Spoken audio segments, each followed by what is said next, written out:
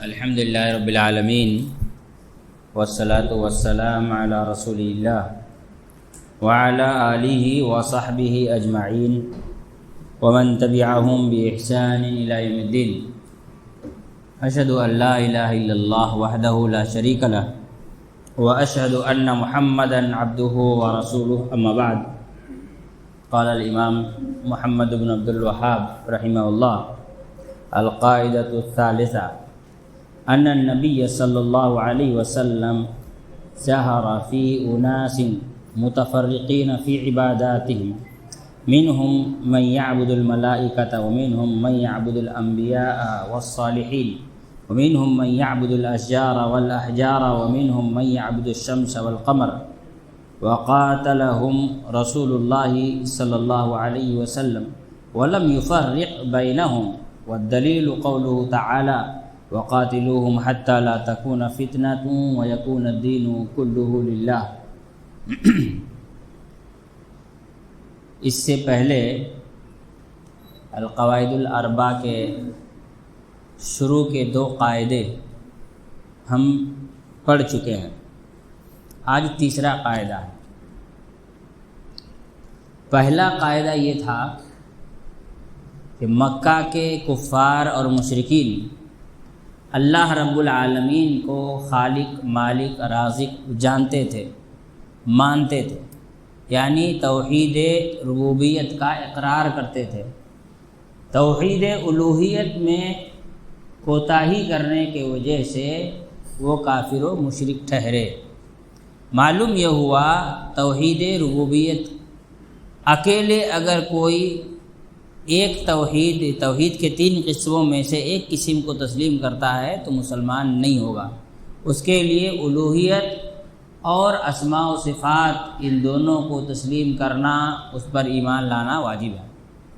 دوسرا قاعدہ یہ تھا کہ اہل مکہ جو شرک کرتے تھے اس کی دلیل کیا تھی کہ وہ غیر اللہ کی عبادت اس لیے نہیں کرتے تھے کہ اس کو اللہ کے برابر جانتے تھے، خالق، مالک، رازق، روزی دینے والا، زندگی دینے والا، موت و حیات کا مالک سمجھتے تھے، بلکہ قرآن مجید میں اللہ تعالیٰ نے ان کے بارے میں اس بات کی وضاحت کی کہ وہ لوگ کیا کہتے تھے، وَمَا نَعْبُدُهُمْ إِلَّا لِيُقَرِّبُونَا إِلَى اللَّهِ زُلْفَىٰ، ہم تو ان کی عبادت صرف اس لیے کرتے ہیں تاکہ یہ ہم کو اللہ رب العالمین کے کیا کر دے، قریب کر دے، ہمیں اللہ تک پہنچائے، ہم ان کو وسیلے کے طور پر تسلیم کرتے ہیں۔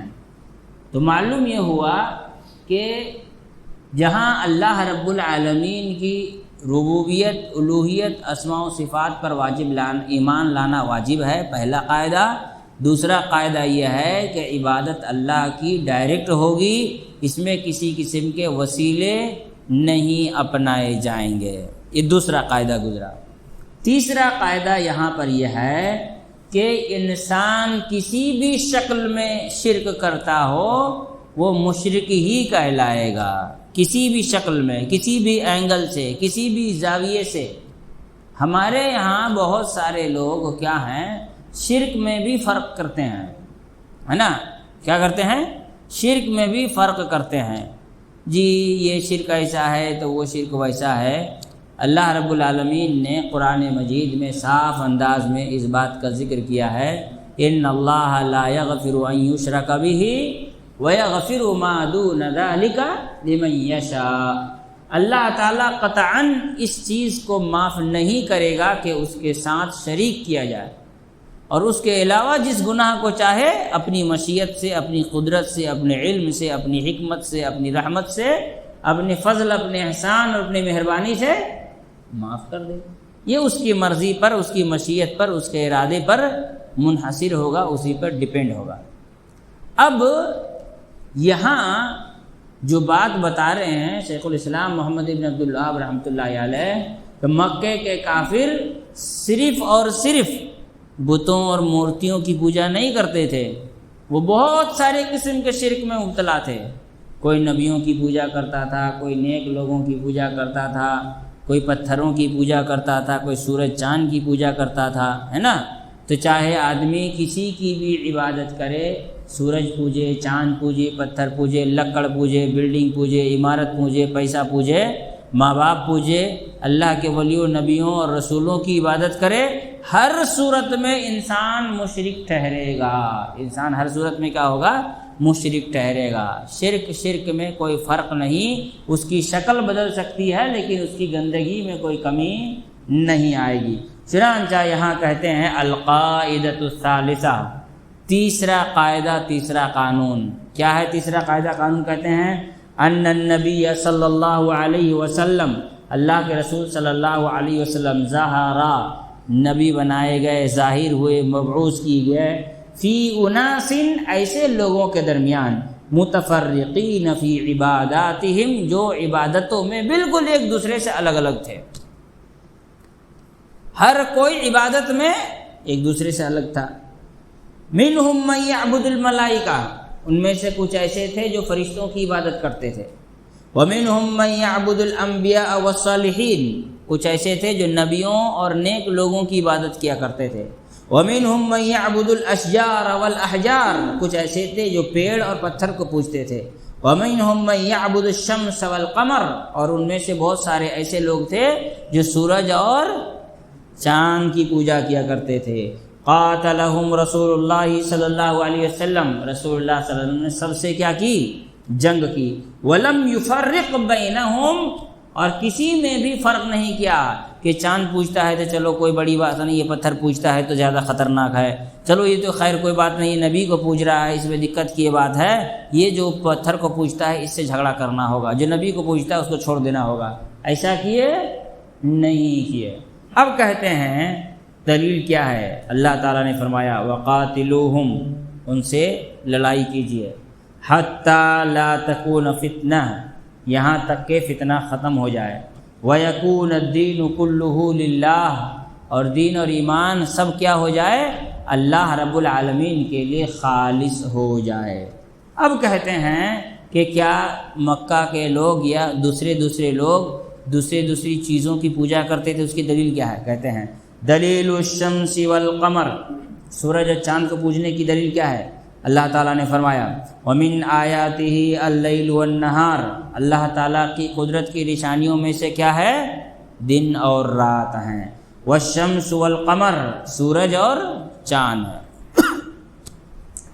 سورج، چاند، دن، رات، یہ سب اللہ رب العالمین کی قدرت کی نشانیاں ہیں، یہ اللہ رب العالمین کی صفات نہیں ہیں، یہ اللہ رب العالمین کی توحید کا حصہ نہیں ہے، یہ اللہ تعالیٰ کی مخلوق ہیں، یہ اس کی قدرت کی نشانی ہے۔ اب دیکھیے ابھی فجر کی اذان کتنے بجے ہو رہی ہے؟ 3:40۔ اذان کا ٹائم تو یاد نہیں، 4:05 میں جماعت ہے، یہ یاد ہے۔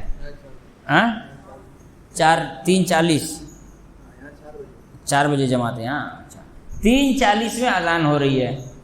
کچھ دن پہلے کتنے بجے اذان ہوتی تھی؟ 3:26 لاسٹ کیا تھا نا، 3:26 میں اذان ہوتی تھی۔ ابھی کچھ دن پہلے، کچھ دن کے بعد جب دسمبر آ جائے گا تب کتنے بجے اذان ہوگی؟ 5 کے بعد اذان ہے نا، 5 بجنے کے بعد اذان ہوگی۔ یہ دن کا حصہ رات میں چلا جائے گا، دن کا حصہ رات میں چلا جائے گا۔ ابھی عشاء کی مغرب کی اذان ہو رہی ہے 6:26 یا 25 منٹ میں، 22 منٹ میں اذان ہو رہی ہے۔ ابھی جب سردی کا موسم شروع ہوگا تو 5 بجے سے پہلے بھی اذان ہو جائے گی۔ تو دن کا حصہ رات میں، رات کا حصہ دن میں جا رہا ہے۔ کون کر رہا ہے؟ اللہ رب العالمین۔ وَمِنْ آیَاتِهِ اللَّيْلُ وَالنَّهَارُ، دن اور رات یہ اللہ رب العالمین کی قدرت کی، طاقت کی نشانیاں ہیں۔ اور دن اور رات سے کیا جڑا ہوا ہے؟ وَالشَّمْسُ وَالْقَمَرُ، سورج اور چاند۔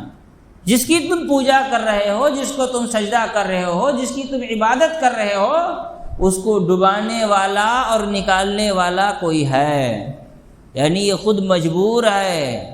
اس کو جب حکم ہوگا ڈوب جا تو ڈوب جائے گا، جب حکم ہوگا نکل جا تو نکل جائے گا۔ اللہ کے رسول صلی اللہ علیہ وسلم نے فرمایا کہ سورج ڈوبنے کے بعد اللہ کے سامنے سجدہ ریز ہوتا ہے، اور جب اس کو اجازت ملتی ہے تو پھر صبح کو نکل جاتا ہے۔ ایک دن یہ حکم ہوگا کہ جا جہاں سے ڈوبا تھا وہیں سے نکل جا، تو پھر وہ کیا ہوگا؟ مغرب کے سمت سے یعنی پچھم کی طرف سے سورج نکل جائے گا۔ تو جس کی تم عبادت کر رہے ہو وہ خود مجبور ہے۔ چاند یہ تو روز اپنا رنگ بدلتا ہے، چھوٹے سے بڑا ہوتا ہے، پھر بڑے سے چھوٹا ہوتا ہے، پھر چھوٹے سے بڑا ہوتا ہے، پھر بڑے سے چھوٹا ہوتا ہے نا۔ کبھی اس کو گرہن لگ جاتا ہے۔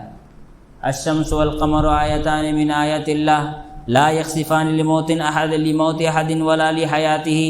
اللہ کے رسول صلی اللہ علیہ وسلم کے بیٹے ابراہیم کا جب انتقال ہوا تو سورج کو گرہن لگ گیا، تو لوگوں نے کہا دیکھو نبی کے بیٹے کا انتقال ہو گیا تو سورج سوگ منا رہا ہے، کالا کپڑا پہن لیا۔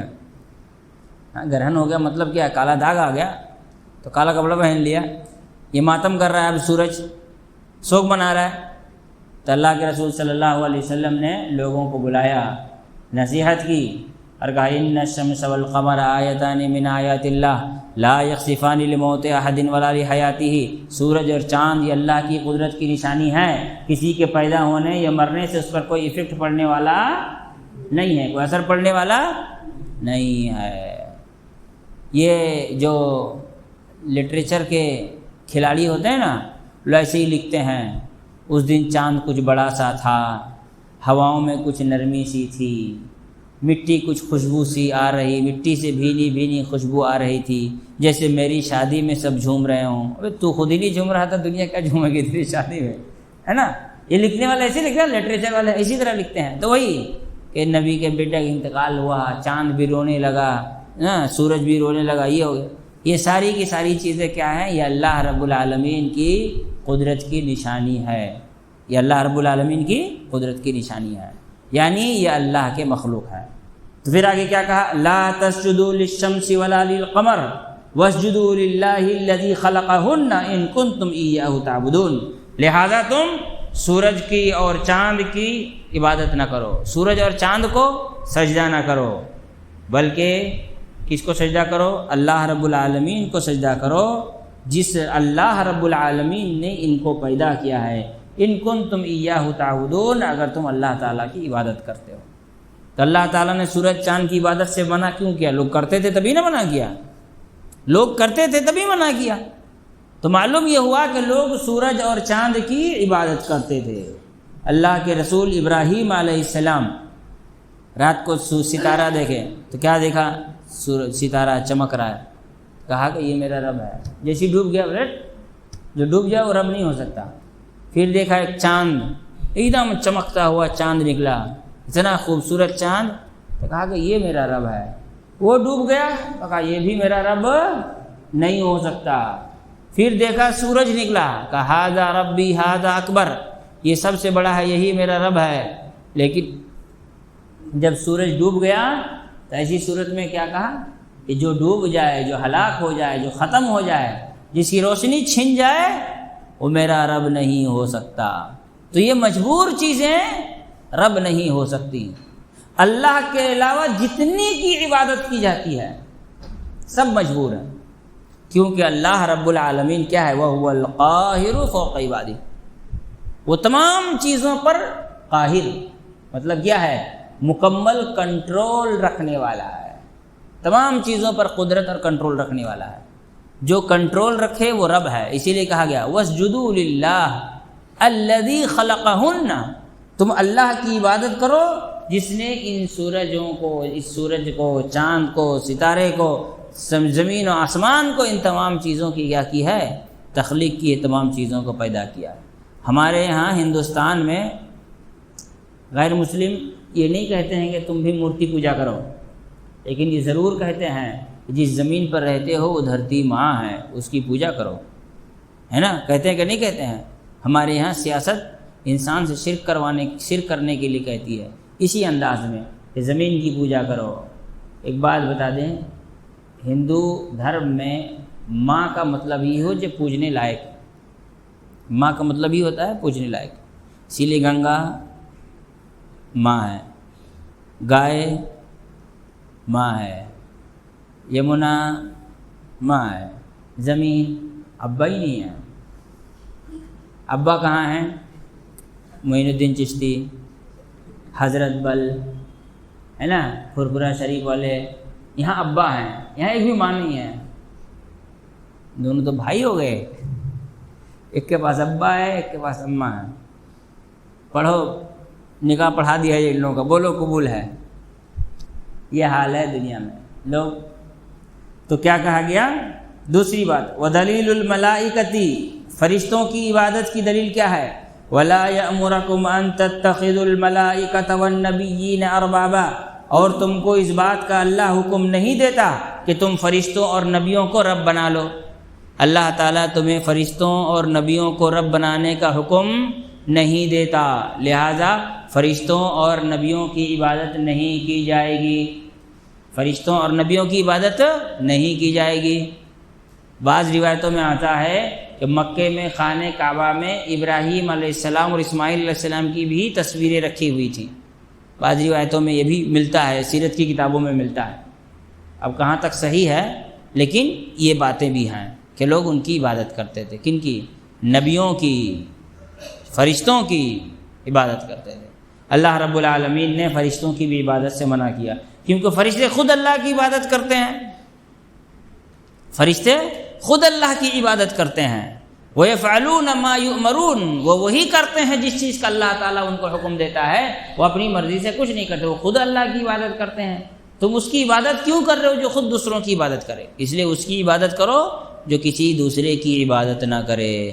اسی لیے ہندوستان میں اور دوسری جگہ جو مورتیوں کی پوجا ہوتی ہے، ان کے معبودوں کی زندگی جو ہے، ان کے بھگوانوں کی زندگی پڑھیں گے تو ان کے بھگوان بھی کسی کی پوجا کرتے تھے، کسی کی عبادت کرتے تھے، کسی کے سامنے مجبور ہوتے تھے، کسی کے سامنے جھکتے تھے۔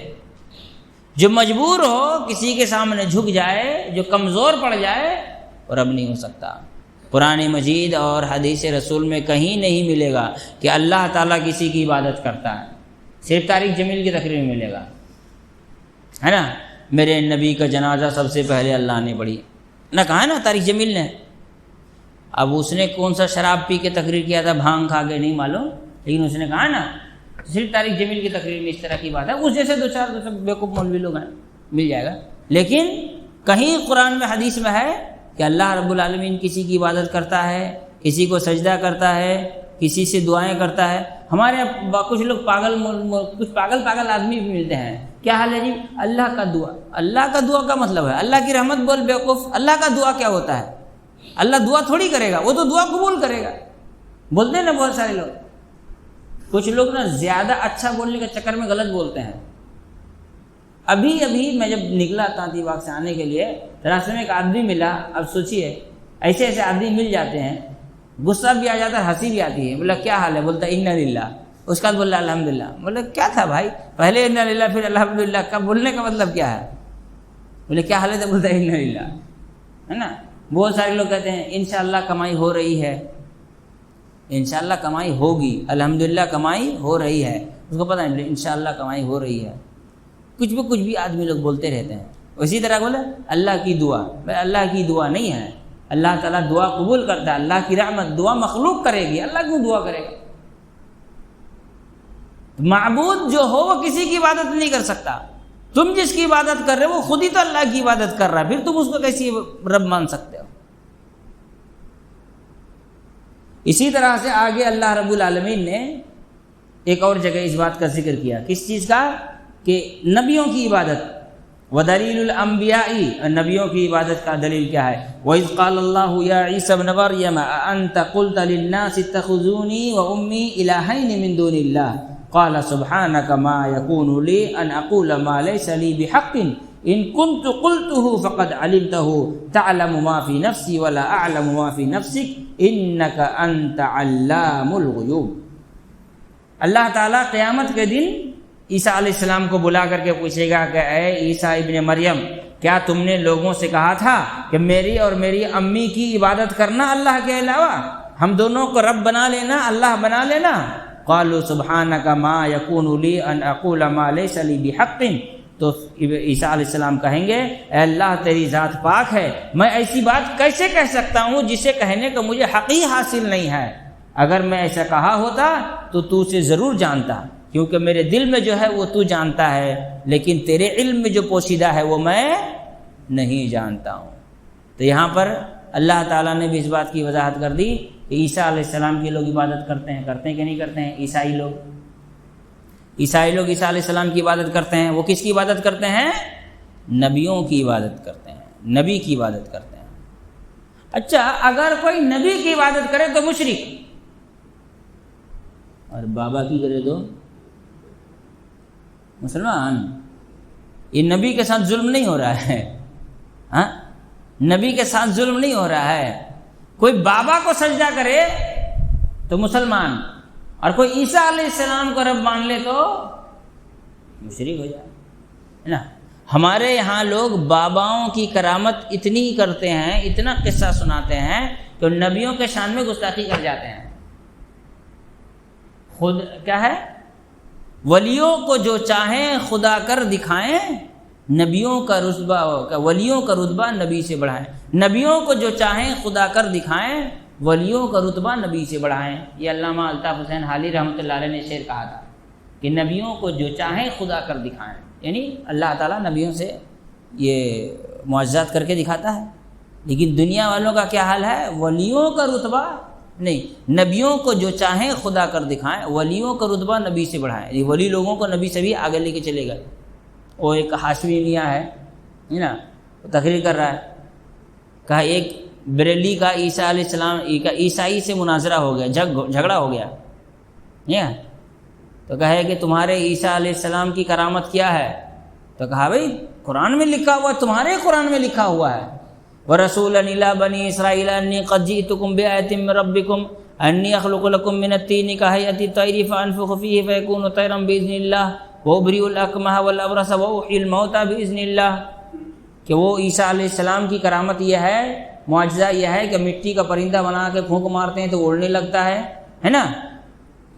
کوئی آدمی اندھا ہے، اس کے آنکھ میں ہاتھ پھیرتے ہیں تو وہ ٹھیک ہو جاتا ہے، مردوں کو زندہ کر دیتے ہیں، یہ عیسیٰ علیہ السلام کی کرامت ہے۔ تو کہا کہ تمہارے عبد القادر جیلانی کی، بولے ان کی بھی یہی کرامت ہے، لیکن فرق ہے۔ بولے کیا؟ کہ عیسیٰ علیہ السلام کہتے تھے قم بإذن اللہ، اللہ کے حکم سے کھڑے ہو جاؤ، وہ اللہ کے حکم سے کھڑا ہو جاتا ہے۔ اور یہاں عبد القادر جیلانی کا چیلا کہتا ہے عبد القادر جیلانی کے حکم سے کھڑے ہو جاؤ تو کھڑا ہو جاتا ہے نا۔ پھر بولا کہ ٹھیک ہے تب دکھاؤ، تو لے کے گئے قبر کے پاس۔ بابا نے کہا یہ کوئی قوال کا قبر ہے کیا؟ بابا لوگ کو قوالی ملے گا بھائی، کوئی نمازی تھوڑی ملے گا، قوالی ملے گا، ہاں، جو لڑکیوں کی طرح لمبے لمبے بال رکھے گا، گانجا پھونکے سے جھومتا رہے گا، سارے گنجڑی لوگ ہی ملیں گے، ان لوگوں کو کون ملے گا؟ تو کہا یہ قوال ہے کیا؟ کہا ہاں یہ تو قوال ہے، کہو تو گاتا ہوا جگا دوں۔ بھائی جو آدمی حج کرتے کرتے مر گیا وہ قیامت کے دن لبیک کہتے اٹھے گا، یہ کس کو اٹھا رہا ہے تو گاتا ہوا کہ قوالی میں جھومتا ہوا اٹھے گا قبر سے؟ تو یہ ہے نبی، ولیوں کا رتبہ نبی سے بڑھا ہے۔ تو اگر کوئی نبی کی عبادت کر کے مشرک ہوا تو پھر بابا کو عبادت کرنے والا مسلمان کیسے ہو گیا؟ اگر یہ مسلمان ہو گیا تو کہ نبی کے شان میں گستاخی نہیں ہوئی، یہ تو ظلم ہو گیا نبی کے ساتھ۔ تو اللہ رب العالمین نے یہاں امام شیخ محمد بن عبداللہ رحمۃ اللہ علیہ یہی بتانا چاہتے ہیں کہ نبیوں کی عبادت کے بعد آدمی مشرک ہے، تو جو ولیوں اور انسانوں کی عبادت کرے۔ اس کے بعد آخر میں کیا کہتے ہیں؟ وَدَلِيلُ الصَّالِحِينَ قَوْلُهُ تَعَالَى، اور نیک لوگوں کی عبادت کی دلیل کیا ہے؟ الَّذِينَ يَدْعُونَ يَبْتَغُونَ إِلَىٰ رَبِّهِمُ الْوَسِيلَةَ أَيُّهُمْ أَقْرَبُ وَيَرْجُونَ رَحْمَتَهُ وَيَخَافُونَ عَذَابَهُ، تم لوگ جن کی عبادت کرتے ہو وہ خود اللہ رب العالمین کی قربت کے لیے عبادتوں کو وسیلہ بنایا کرتے تھے، وہ اللہ کی رحمتوں سے امید لگاتے تھے، اللہ کے عذاب سے ڈرا کرتے تھے۔ وَدَلِيلُ الْأَشْجَارِ وَالْأَحْجَارِ، پتھروں اور درختوں کی عبادت کی دلیل کیا ہے؟ أَفَرَأَيْتُمُ اللَّاتَ وَالْعُزَّىٰ وَمَنَاةَ الثَّالِثَةَ الْأُخْرَىٰ، تمہاری کیا رائے ہے لات اور عزا کے بارے میں اور منات کے بارے میں، تم جن کی عبادت کرتے ہو؟ یہ کیا تھے؟ درخت پتھر کی شکل میں پائے جاتے تھے۔ اخیر میں ایک حدیث نقل کرتے ہیں، شرک کے معاملے میں کتنا زیادہ انسان کو چوکنا رہنا چاہیے۔ شرک کہتے ہیں، ابو واقد اللیثی رضی اللہ تعالیٰ عنہ کہتے ہیں، خرجنا مع النبی صلی اللہ علیہ وسلم الی حنین، ہم لوگ رسول اللہ صلی اللہ علیہ وسلم کے ساتھ کہاں نکلے؟ جنگ حنین کے لیے حنین کی طرف جا رہے تھے، یہ فتح مکہ کے بعد فوراً بعد کا واقعہ۔ وَنَحْنُ حُدَثَاءُ عَهْدٍ بِكُفْرٍ، اور ہم لوگ نئے نئے مسلمان تھے، 2-4 دن ہوا ہوگا اسلام میں داخل ہوئے تھے۔ وَلِلْمُشْرِكِينَ سِدْرَةٌ يَعْكُفُونَ عِنْدَهَا وَيَنُوطُونَ بِهَا أَسْلِحَتَهُم، تو مشرکین کا ایک بڑا سا بیر کا پیڑ تھا جس میں وہ لوگ اپنے ہتھیاروں کو ٹانگ دیا کرتے تھے اور اس کے ارد گرد بیٹھا کرتے تھے۔ یقال له ذات انوات، اس کو کیا کہا جاتا تھا؟ ذات و انوات کہا جاتا تھا۔ کیا تصور ہوتا تھا کہ درخت بڑا برکتوں والا ہے، اس میں تلواروں کو ٹانگنے سے جنگ جیتنے میں آسانی ہوگی اور اس درخت کے ارد گرد بیٹھنے سے برکتوں کا نزول ہوگا۔ تو ایسی صورت میں فمررنا بسدرۃ، تو وہ صحابی کہتے ہیں کہ ہم لوگ اس پیڑ کے پاس سے گزرے۔ فقلنا یا رسول اللہ، تو ہم لوگوں نے کہا کہ اللہ کے رسول صلی اللہ علیہ وسلم اجعل لنا ذات انوات، اے اللہ کے رسول صلی اللہ علیہ وسلم آپ ہمارے لیے بھی ایک ذات انوات بنا دیجئے، یعنی ایسا ہی ایک پیڑ فکس کر دیجئے جس پیڑ سے ہم لوگ برکت لیتے رہیں گے، ہے نا، پتا وتا توڑ کے چھت کیا کہتے ہیں تکیہ کے نیچے رکھ لیں گے، جیب میں رکھ لیں گے، اس سے کیا ہوگا؟ برکت ہم لوگ کو ملتی رہے گی، گھر میں ٹانگ دیں گے، بچے پیدا ہوں گے تو کمر میں باندھ دیں گے، گلے میں لٹکا دیں گے، ٹوپی کے اندر لگا لیں گے، کسی کو پر جادو کرنا ہوگا تو اسی میں سورہ فاتحہ پھونک کر کے اس کے کھانا میں ملا دیں گے، پھر وہ ساری زندگی غلامی کرتا رہے گا۔ ایسی کچھ کریں گے جو لوگ دنیا میں کرتے ہیں، صحابہ کی نیت ایسی نہیں تھی، جو لوگ دنیا میں ایسا کرتے ہیں۔ تو اللہ کے رسول صلی اللہ علیہ وسلم آپ ہمارے لیے بھی ایک برکتوں والا پیڑ متعین کر دیجئے۔ تو ایسی صورت میں اللہ کے رسول صلی اللہ علیہ وسلم نے فرمایا اللہ اکبر انہا السنن، اللہ اکبر، یہ تو پرانے لوگوں کا طریقہ ہے۔ قلتم والذی نفسی بیدہ، تم نے جو بات کہی اللہ کی قسم یہ ویسے ہی بات ہے۔ کما قال بنو اسرائیل لموسیٰ، جیسے کہ بنو اسرائیل نے موسیٰ سے کہا تھا اجعل لنا الہا کما لہم آلہہ، ہمارے لیے بھی 2-4 ٹھو اللہ اور ڈھونڈ دیجئے جس طرح دوسرے لوگوں کے پاس ہیں۔ ایک ٹھو سے نہیں ہو رہا ہے، ہر مہینہ 1-8 ٹھو کرنا ہوگا نا، کبھی کاوڑ نکلے گا تو کبھی رام جنم بھومی کیا کہتے ہیں رام نومی ہوگا تو کبھی درگا ہوگا تو کبھی کچھ ہوگا، ایک ٹھو میں پوسا نہیں رہا ہے نا، کہ ایک مرتبہ عید الفطر، 1.5-2 مہینے بعد عید الاضحیٰ، پھر 8-9 مہینے تک سوکھا سوکھا چل رہا ہے۔ چاہیے نا ہر مہینے ایک ٹھو کر کے، تو اس کے لیے بہت ڈھیر سارا چاہیے، تو ان لوگوں نے مطالبہ کیا، تو اللہ کے رسول صلی اللہ علیہ وسلم نے کیا کہا؟ یقیناً تم پرانے لوگوں کے نقش قدم پر چل رہے ہو، انہا السنن، یہ کوئی پرانا طریقہ ہے۔ جیسا کہ بنی اسرائیل نے موسیٰ علیہ السلام سے کہا تھا ان کے لیے جیسے ڈھیر سارے معبود ہیں ہمارے بھی بنا دیجئے۔ اچھا سوچنے کی بات یہ ہے، ان لوگوں نے تو کہا نہیں تھا کہ معبود بنا دیجئے، خالی کہا تھا کوئی ایک پیڑ فکس کر دیجئے، ہم لوگ اس سے برکت لیں گے، عبادت کریں گے کہا تھا، سجدہ کریں گے کہا تھا، اولاد مانگیں گے کہا تھا، نہیں نا، یہ تو آج کے لوگ مانگ رہے ہیں۔ پیڑ سے اتنا ہو گیا کہ مرادیں چٹھی میں لکھ کر کے پیڑ میں ٹھوک دیا، اب اس پیڑ سے مرادیں نکلیں گی، ہے نا۔ بہت سارے لوگ اس طرح کر، پاکستان میں ایک پیڑ ہے، وہاں کہتے ہیں کہ کوئی پیجامہ شاہ بابا ہے، لوگ اس پیڑ کے پاس جا کے پیجامہ اتار کے باندھ دیتے ہیں، سنیں نا، دیکھیں نا نیٹ پہ۔ ہاں اب آج تک سمجھ نہیں آیا کہ کرتا باندھا پیجامہ اتار کے پیڑ باندھنے کی کیا ضرورت ہے۔ اسی طرح سے انگلینڈ وغیرہ میں کہیں ہے جہاں لوگ تالا لٹکاتے ہیں، جا کر کے ہر کوئی لے جا کر تالا لگاتا ہے، بابا گم ہو جائے گا کیا تالا لٹکا رہے ہیں وہاں لے جا کر کے، تو تالا لٹکاتے ہیں، کہیں پہ کوئی سکہ لگاتے ہیں، تو یہ سارا طریقہ چل رہا ہے لوگوں کا کہ یہاں جاؤ یہ کرو تو یہ کرو تو وہ کرو۔ تو اللہ کے رسول صلی اللہ علیہ وسلم سے صحابہ نے صرف اتنا مطالبہ کیا کہ ہمارے لیے ایک پیڑ بنا دیجئے جس سے ہم برکت حاصل کریں گے، بس اس سے زیادہ کچھ نہیں۔ اور مطالبہ کس سے کیا تھا؟ اللہ کے رسول صلی اللہ علیہ وسلم سے، کسی ایرے گرے سے نہیں، نہ اپنی مرضی سے بنایا تھا۔ تو اللہ کے رسول صلی اللہ علیہ وسلم نے کہا کہ تم اسی راستے پر جا رہے ہو جس راستے میں بنی اسرائیل گئی تھی۔ بنی اسرائیل نے کہا تھا ہم کو 2-4 ٹھو اور اللہ چاہیے، تم اسی راستے پر جا رہے ہو۔ سوچئے شرک کا معاملہ کتنا خطرناک ہے، کتنا خطرناک ہے۔ جس چیز کو اللہ نے بابرکت نہیں بنایا اس سے برکت حاصل کرنا ویسا ہی ہے جیسے کہ اللہ کے علاوہ دوسروں کی عبادت کرنا ہے۔ بڑا گمبھیر مسئلہ ہے، ایزی میں نہیں لینا ہوگا۔ ہمارے یہاں لوگ بڑے ایزی سے چلے جاتے ہیں، ٹھیک ہے برکت کی نیت سے کر رہا ہے، وہ کیا کہتے ہیں شرک تھوڑی کر رہا ہے نا۔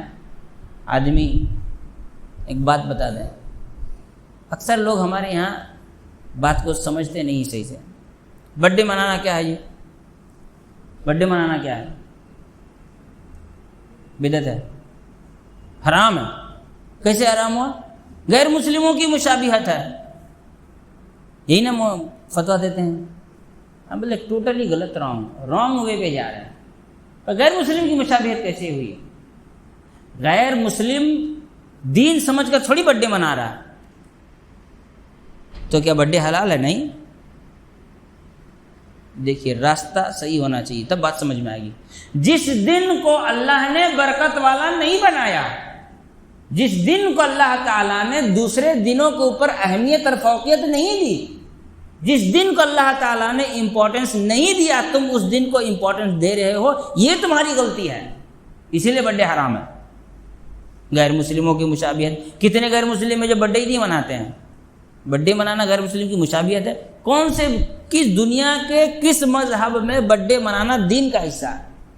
غیر مسلم کی مشابہت میں یہ ہے کہ ان کے دین کی مشابہت نہ ہو، ان کے عقیدے کی مشابہت نہ ہو، ان کے دھرم کی مشابہت نہ ہو۔ تو کسی بھی دین اور دھرم میں برتھ ڈے منانا، میرے علم تو ابھی تک نہیں کہ دنیا کے کسی بھی مذہب میں برتھ ڈے منانا دین کا حصہ ہے۔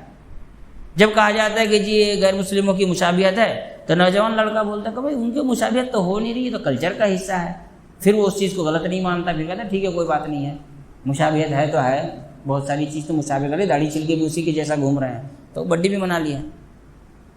بات وہ نہیں ہے، بات یہ ہے جس دن کو، جس ڈیٹ کو اللہ تعالیٰ نے اہمیت نہیں دی، امپورٹنس نہیں دیا، ویلو نہیں دی، اس دن کو تم امپورٹنس دے رہے ہو، ویلو دے رہے ہو، اہمیت دے رہے ہو، یہ اسلام میں حرام ہے۔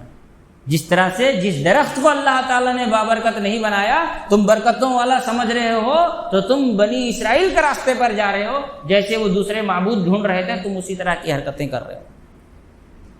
یہاں یہ بھی ہے کہ لوگ تو نئے نئے مسلمان تھے، تو رسول اللہ صلی اللہ علیہ وسلم کو کہنا چاہیے تھا چلو ابھی نئے نئے ہیں، کچھ دن کر لو بعد میں چھوڑ دینا، ہے نا؟ نئے نئے ہیں کچھ دن کر لو، شرک بعد میں چھوڑ دینا، دھیرے دھیرے چھوڑ دینا۔ نہیں، نئے ہو پرانے ہو، صرف چھوڑنا ہے ایک بار ختم۔ یہ کوئی بیڑی سگریٹ تھوڑی ہے کہ ٹھیک ہے پہلے 5 پیتا تھا، پھر 2 پیے گا، پھر 1 پیے گا، پھر چھوڑ دے گا، ہے نا؟ ایسا تھوڑی چلے گا۔ تو بیڑی سگریٹ بھی ایسا نہیں چھوڑنا چاہیے، وہ بھی چھوڑ دے، ڈائریکٹ چھوڑ دے۔ آدمی چھوڑنا چاہے تو کچھ بھی چھوڑ سکتا ہے۔ مولوی صاحب نصیحت کرتے چھوڑ دو، نہیں چھوڑے گا۔ ابھی جائے گا ڈاکٹر کے پاس، ڈاکٹر بولے گا 2 بلاکیج ہے، آئندہ پیے تو ٹیں ہو جاؤ گے، تو پھر دوسرے دن سے چھوڑ دے گا، نہیں پیے گا وہ، کیونکہ ڈاکٹر بولا اب مر جاؤ گے تم۔ اس کو جہنم سے نہیں، مرنے سے ڈر بہت زیادہ ہے نا؟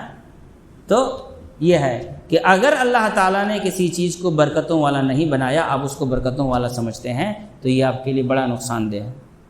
ویسی ہے نیاز فاتحہ کا بھی وہی حال ہے۔ آدمی کیا کر رہا ہے؟ اس کھانے کو برکت والا مانتا ہے کہ نہیں مانتا؟ اللہ نے اس کو برکت والا بنایا، اللہ نے بنایا اس کھانے کو برکت والا، لیکن تم اس کو برکت والا مان رہے ہو، یہ بھی تو گناہ ہے نا۔ یہ کس لیول پہ جا رہا ہے؟ اسی راستے پر۔ انھا سنن، وہی بنی اسرائیل کا راستہ۔ اللہ کے رسول صلی اللہ علیہ وسلم نے کیا کہا؟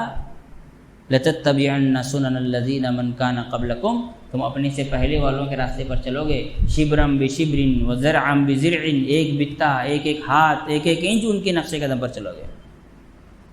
لو ان احدهم دخلوا في جحر ضب لدخلتموه، ان میں سے کوئی اگر چوہے کے کیا کہتے گوہ کے سوراخ میں، چوہے کے بل میں گھس آئے، تم بھی وہاں جا کے منڈی ٹھونسو گے، گھسنے کی کوشش کرو گے۔ اور آج وہی ہو رہا ہے بنو اسرائیلی کی طرف سے۔ انہوں نے کرسمس منایا، انہوں نے کیا منایا؟